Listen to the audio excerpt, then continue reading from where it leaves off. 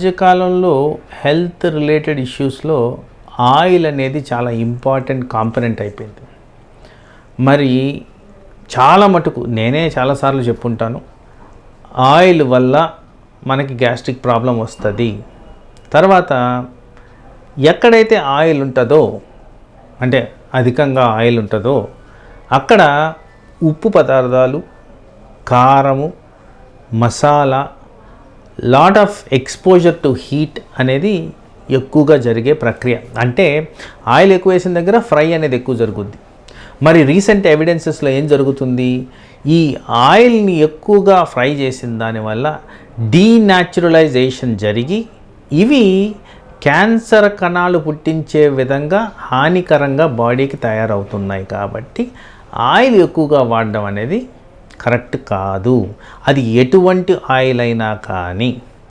ఎగ్జాంప్షన్స్ ఏంటంటే, న్యాచురల్గా వచ్చే ఫ్రెండ్లీ ఆయిల్ అనేది గీ. ఈ గీకి కాస్త మెడిసినల్ వాల్యూ ఎప్పటి నుంచో ఉన్నది. అలాగే గీ మంచిది కదా అని చెప్పి అధికంగా కన్జ్యూమ్ చేసిన ప్రాబ్లమే. ఎందుకంటే every person, every individual is different. ఎవరి కొలెస్ట్రాల్ వాళ్ళదే. గీ మంచిది కదా అని అధికంగా కొలెస్ట్రాల్ ఉన్న వాళ్ళు తింటే ప్రాబ్లం అనేది ఎక్కువే అవుద్దని తగ్గదు. కానీ in the refinement of oils మనం ఆలోచించాల్సింది ఏంటంటే, న్యాచురల్ పద్ధతుల్లో వచ్చే ఆయిల్స్కి ఎక్కువ వాల్యూ ఇవ్వాలి. ఆర్టిఫిషియలీ ప్రాసెస్డ్ ఆయిల్స్ వల్ల హాని ఎక్కువగా ఉంటుంది. న్యాచురల్ పద్ధతుల్లో వచ్చే ఆయిల్ అనగా ఫస్ట్ నేను చెప్పినట్టు గీ, రెండోది వెజిటబుల్ సోర్స్ ఉన్న ఆయిల్స్. ఎక్కడైతే ఈ కోల్డ్ ప్రెస్ ఆయిల్స్ ఉన్నాయో అవి బెటర్. అట్లని చెప్పి మిమ్మల్ని ఇష్టం వచ్చినట్టు కన్జ్యూమ్ చేయమని నేను చెప్పట్లేదు. ఒకవేళ డౌట్ ఉన్న చోట మీ డాక్టర్ని సంప్రదించడం ఇంపార్టెంట్. రెండోది మీకున్న రిస్క్ ఫ్యాక్టర్స్ గమనించుకోవడం ఇంపార్టెంట్.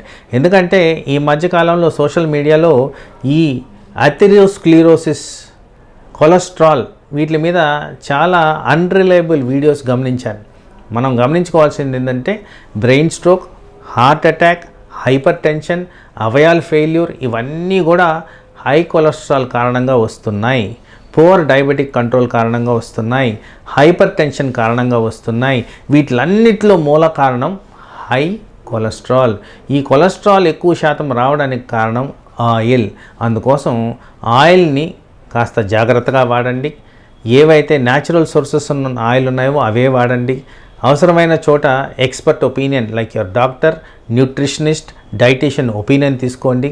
మీకు చేసిన ఈ analysis of your blood levels of cholesterol తీసుకొని వెళ్ళి సంప్రదించి పర్సనల్గా కస్టమైజ్డ్ వే ఆఫ్ ఈటింగ్ అనేది మీరు డెవలప్ చేసుకోండి. ఆ విధంగా oil related complications, gastric problems రాకుండా మనం కాపాడుకోవచ్చు.